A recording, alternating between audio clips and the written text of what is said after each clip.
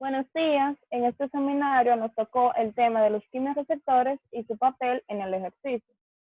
Este grupo está formado por Marco Di Bartolo, Ricardo Almonte, Badí Holguín y Melanie Almonte, y su servidora Bianca Torres. Bueno, yo les voy a hablar acerca de qué son los quimiorreceptores. Como ya sabemos, el sistema nervioso recibe señales de diferentes medios acerca de los estados y las fases en las que se encuentra el sistema circulatorio. Puesto a esto, existen diversos tipos de receptores sensoriales donde básicamente se ven implicados en estos procesos del sistema circulatorio. Están los barroreceptores que informan los procesos de la presión de la sangre en determinados enclaves, pero también están los quimiorreceptores que se encargan de codificar y enviar información acerca de las concentraciones de dióxido de carbono, del oxígeno y del pH sanguíneo. Tenemos que tener en cuenta que los quimiorreceptores básicamente son células sensibles a la disminución de la presión parcial de oxígeno y al aumento de la presión parcial del dióxido de carbono, pero también suelen ser sensibles a lo que es la disminución del pH en la sangre. Por otra parte, están los quimiorreceptores que se encuentran en los cuerpos aórticos y los carótidos, donde básicamente cumplen un papel importante en lo que es el control de la actividad respiratoria y también participan en la regulación de la función cardíaca. Cuando uno de estos quimiorreceptores detectan un aumento de concentración de dióxido de carbono o una reducción de pH o también una concentración de oxígeno, estos básicamente lo que hace es que responden elevando la frecuencia de emisión de los potenciales de acción que estos emiten, es decir, se basan en señales nerviosas donde provocan lo que es una vasoconstricción periférica y a su vez una reducción de la frecuencia cardíaca. Esto se da si el organismo ha dejado de respirar, por ejemplo, una inmersión, donde básicamente se limita a la circulación por los tejidos periféricos, principalmente los músculos, y también se dirige a órganos internos como el encéfalo. Otra importancia del reflejo de los quimiorreceptores es que se encarga de la respuesta cardiovascular a la hipotensión grave, donde aquí lo que ocurre es que a medida que la presión arterial desciende, va a disminuir el flujo sanguíneo a través de los cuerpos carótidos y los aórticos. Por ende, van a aumentar las descargas de los quimiorreceptores, probablemente por diversos cambios de la presión parcial de oxígeno y la del dióxido de carbono y la del pH, que suelen ser locales. Existen quimiorreceptores centrales y quimiorreceptores periféricos. En cuanto a los quimiorreceptores centrales, estos se encuentran localizados en las áreas donde están componiendo lo que es el centro del control cardiovascular en el bulbo raquídeo y la protuberancia, donde estos quimiorreceptores se van a encargar principalmente del control de la respiración a nivel central. También están los quimiorreceptores periféricos, que se encuentran localizados en las zonas próximas a los barroreceptores, en los cuerpos aórticos y los carotidios. De igual manera, la estimulación de estos quimiorreceptores periféricos básicamente tienden a producir una señal que va a circular con los nervios de Haring y los vagos hacia el centro del control cardiovascular vulvar. Como estos varios receptores periféricos se encuentran localizados a una elevada perfusión sanguínea, cuando se produce una disminución de la presión arterial por debajo de 70 milímetros de mercurio, por ejemplo, se va a producir una disminución en lo que son los cuerpos aórticos y los carotidios. De igual manera que los quimiorreceptores van a detectar una menor disponibilidad de oxígeno y un exceso de dióxido de carbono. Esto se debe que si la presión cae a niveles aún más bajos y si se produce, por ejemplo, una hipoxia o una hipercapnia, la respuesta cardiovascular lo que va a hacer que va a ser acompañada a un aumento de la frecuencia cardíaca, por lo que va a ser mediada por la estimulación de los quimiorreceptores centrales. Buenas, me llamo David Holguín, voy a hablar sobre la regulación respiratoria. Esta regulación está dada principalmente por centros nerviosos y quimiorreceptores, tema principal de este seminario. Normalmente el sistema nervioso ajusta la velocidad de la ventilación alveolar casi exactamente a las demandas del cuerpo, de modo que la presión parcial del oxígeno y la presión parcial del dióxido de carbono se mantiene igual durante ejercicio intenso y la mayoría de los demás tipos de agresión respiratoria. Ahora, este centro respiratorio está formado por varios grupos de neuronas localizados en el bulbo raquídeo y la protuberancia del tronco encefálico. Dentro de este centro respiratorio se han analizado 3 zonas diferenciadas por sus funciones, que van desde el control de la frecuencia respiratoria hasta el movimiento de los músculos relacionados con la respiración. Podemos ver el grupo respiratorio dorsal, el centro neumotáxico, el grupo respiratorio ventral. Eh, Dentro de esto podemos ver la diferente anatomía de este grupo respiratorio en esta imagen de aquí de la izquierda y cómo están inervados por el nervio vago, glosofaringio, etcétera. Ahora, a nivel de control químico de la respiración, podemos decir que el objetivo principal de esta respiración como tal es mantener concentraciones adecuadas para los tejidos de oxígeno y de dióxido de carbono, incluyendo también iones de hidrógeno. El dióxido de carbono y los iones de hidrógeno en la sangre tienen un efecto directo sobre ese centro respiratorio. Ahora, el oxígeno realmente no presenta un efecto directo sobre el centro respiratorio, sino que ya viene más arraigado a lo que son los quimiorreceptores como tal. Podemos decir que existen zonas quimiosensibles dentro de esa sección del centro respiratorio. Podemos ver que justo por encima de ese centro respiratorio hay una zona que denominamos quimiosensible, justo por arriba, como se ve en la imagen de la derecha. Esta zona recibe estímulos químicos, por ejemplo, dióxido de carbono que se mezcla con el agua, formando ácido carbónico, que es mucho más factible para el dióxido de carbono para enviar un impulso químico. Ese aumento de dióxido de carbono envía una señal que libera iones de hidrógeno, controlando de esa manera las diferentes frecuencias respiratorias. Entonces, dentro de ese control químico directo de la actividad del centro respiratorio, por el dióxido de carbono y los iones de hidrógeno, también por el oxígeno, podemos decir que hay 4 cosas principales, que la excitación de las neuronas quimiosensibles por los iones de hidrógeno es el primer estímulo, es decir, de ahí parten la cadena de reacciones químicas, que el dióxido de carbono estimula la zona quimiosensible, que existen efectos cuantitativos en la presión parcial del dióxido de carbono sanguíneo y de la concentración de iones de hidrógeno sobre la ventilación alveolar. Es decir, que esto está directamente relacionado y que los cambios de oxígeno molecular dentro de la sangre tienen un efecto directo pequeño en el control de los centros respiratorios. Okay, mi nombre es Ricardo Almonte y yo voy a hablar sobre lo que es el mecanismo de conducción de los quimiorreceptores periféricos y su relación con el oxígeno, el CO2 y lo que es el pH. Entonces, aquí podemos ver una imagen de lo que es el sistema de conducción de los quimiorreceptores. Los quimiorreceptores son básicamente células sensibles a la disminución de oxígeno y al aumento de CO2. Se encuentran en diversos lugares, como son los cuerpos carotídeos, que se pueden ver en la diapositiva, localizados bilateralmente en las bifurcaciones de las arterias carótidas comunes. Entonces, ¿qué pasa? Tienen fibras que van en vía aferente por los nervios de Hering y luego por el glosofaringeo, hacia lo que es la parte posterior de la zona respiratoria del bulbo raquídeo, por así decirlo. Entonces, también se encuentran en los cuerpos aórticos, que se encuentran en el callado de la aorta, que se puede ver en la imagen, pero a diferencia de lo que son los cuerpos carotídeos, estos van por lo que es el nervio vago. Entonces, aquí podemos ver lo que es el mecanismo básico de la estimulación de los quimiorreceptores por deficiencia de oxígeno. Entonces, en el diagrama o aquí en la imagen podemos ver cómo se muestra una arteria y lo que es una célula glómica. Entonces, lo que pasa aquí es lo siguiente. A la disminución del oxígeno, básicamente se cierran los canales de potasio, entonces se abren los de calcio, como podemos ver en la imagen. Entonces, esa abertura de los canales de calcio provoca lo que es un potencial de acción, o sea, la célula se despolariza, pero no se repolariza porque se cierran los canales de potasio. Entonces, este potencial de acción induce un neurotransmisor, que en este caso sería acetilcolina. Entonces, esa acetilcolina va básicamente a añadirse, o sea, va hacia los receptores de lo que es la fibra aferente, o sea, la que va hacia el sistema nervioso central, produciendo otro potencial de acción allí, y entonces que esa básicamente estímulo, por así decirlo, esa señal producida de los quimiorreceptores vaya por el sistema nervioso central.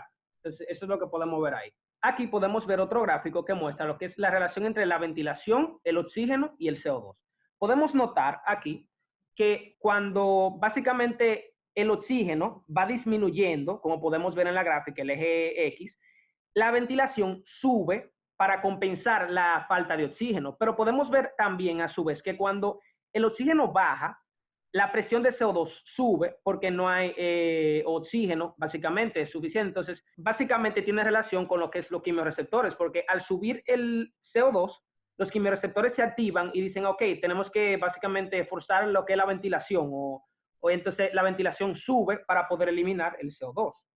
Entonces, eso es lo que pasa de esta manera aquí. Entonces, finalmente, lo que podemos ver aquí es que la presión podemos ver la relación que hay entre la presión de CO2, la ventilación y el pH. Debemos saber una cosa, que la presión de CO2 es el principal regulador de lo que es la ventilación, por así decirlo. Entonces, ¿qué pasa? Cuando la presión de CO2 va aumentando, como pueden ver ahí en el eje X, la ventilación aumenta también, o sea, la ventilación sube. Porque el CO2 es el principal regulador de lo que es la ventilación. O sea, entonces, lo que pasa aquí, por ejemplo, en el pH, si va disminuyendo, cuando el pH va disminuyendo, sí causa ventilación, pero no tanto como el CO2, debido a que el CO2 penetra más fácil la barrera hematocefálica. Entonces, eso es lo que podemos ver en este gráfico. Mi nombre es Marco Di Bartolo y yo le voy a hablar sobre la regulación de la respiración durante el ejercicio. Durante el ejercicio intenso, el consumo de oxígeno y la formación de CO2 pueden aumentar hasta 20 veces. Sin embargo, en el deportista sano, la ventilación alveolar aumenta casi exactamente en paralelo al aumento de nivel de metabolismo de oxígeno. La presión parcial de oxígeno y la presión parcial de dióxido de carbono y el pH en sangre arterial se mantienen casi normales. Entonces, el aumento de la ventilación durante el ejercicio se le atribuye a un incremento a los aumentos de CO2 y de los iones de hidrógeno en la sangre y además en la disminución de oxígeno sanguíneo. Entonces, ¿por qué que se da esta ventilación intensa durante el ejercicio? Es debido al encéfalo, que cuando transmite impulsos motores a los músculos que realizan el ejercicio, transmite impulsos colaterales hacia el tronco encefálico para excitar el centro respiratorio.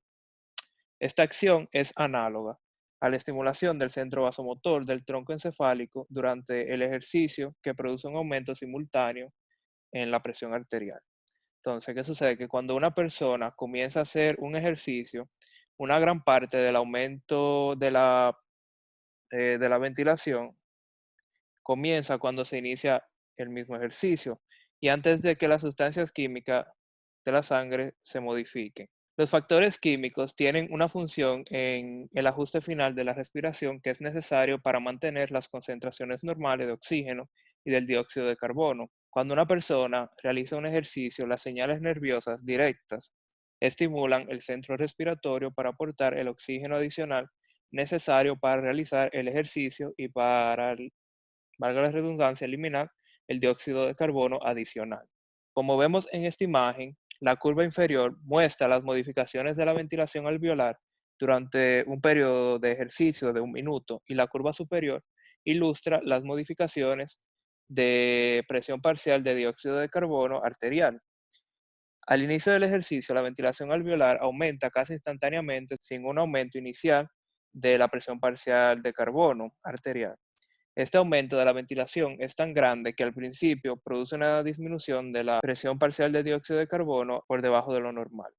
La razón por la que la ventilación se adelanta a la producción de dióxido de carbono sanguíneo es que el encéfalo proporciona una estimulación anticipatoria de la respiración al inicio del ejercicio. Como consecuente, produciendo una ventilación alveolar adicional incluso antes de que sea necesaria. Entonces, ventilación durante el ejercicio. Tan pronto una persona empieza a hacer ejercicio, la respiración se hace más profunda y más rápida para producir un volumen total por minuto, que es muchas veces el valor en reposo. Sea la ventilación o cualquiera que sea la ventilación y la producción de dióxido de carbono aumentan de forma simultánea, de modo que las mediciones de la presión parcial de dióxido de carbono en sangre durante el ejercicio no son significativamente más altas que en el reposo. Por ende, los mecanismos de los cuales depende la ventilación aumentada durante el ejercicio deben ser más complejos. Entonces, se han propuesto dos clases de mecanismos, el neurogénico y el humoral.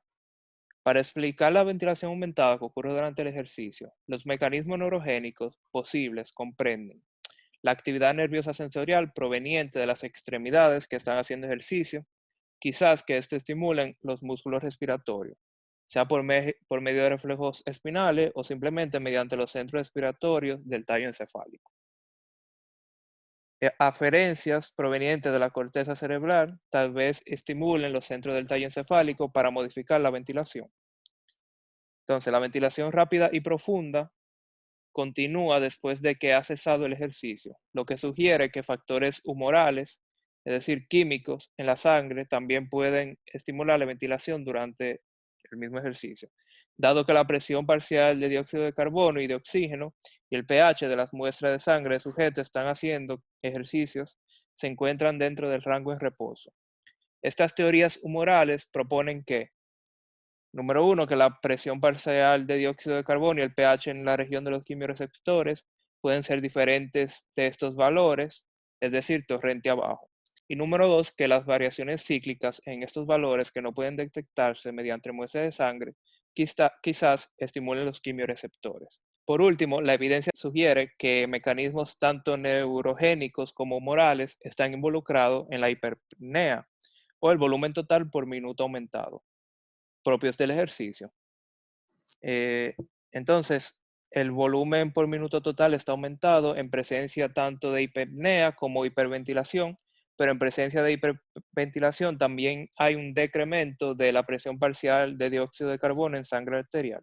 Mi nombre es Melanie Almonte y yo les voy a estar hablando acerca de la regulación cardiovascular. El sistema cardiovascular tiene como función satisfacer las necesidades de los tejidos y mantener en condiciones adecuadas los líquidos tisulares para el óptimo desarrollo y funcionamiento de las células. Entonces, el centro cardiovascular recibe aportes sensoriales que son reflejos de receptores periféricos en los vasos sanguíneos, articulaciones y músculos.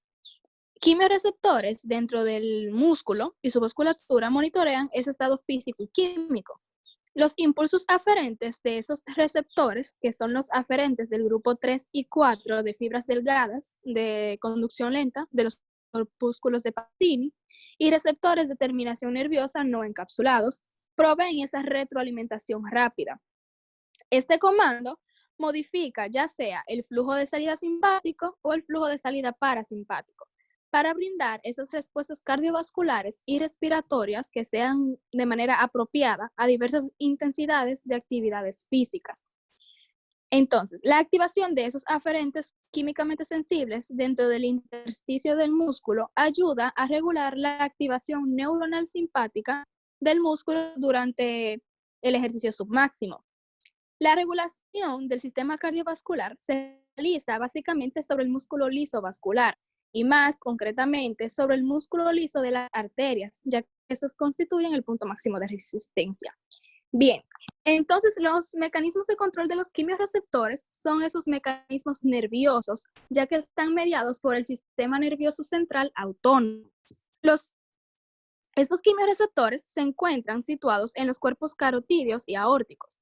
Las señales son transmitidas al centro vasomotor a través de las mismas vías de señales que los vasoreceptores. Estimulan entonces el centro vasoconstrictor provocando de forma refleja un incremento de la tensión arterial. Esto es un mecanismo a corto plazo, es decir, que sucede en segundos. Por eso se denomina como un sistema de control rápido. Estos ajustes son desencadenados por cambios de la actividad de los nervios del sistema nervioso autónomo, que inervan el corazón y los vasos periféricos. Entonces, ¿cómo comienza la regulación? Bien, todo parte aquí del callado de la aorta, del glomus carotídeo. Aquí tenemos receptores, por lo que habrá reflejos. En este caso, quimiorreflejos. Y para que exista esto, tiene que haber quimiorreceptores. Estos son los receptores vasculares. Todo esto va a ser reconocido por el par 9, que es el glosofaringio. A través del nervio de Hering va a captar esta información del glomus carotídeo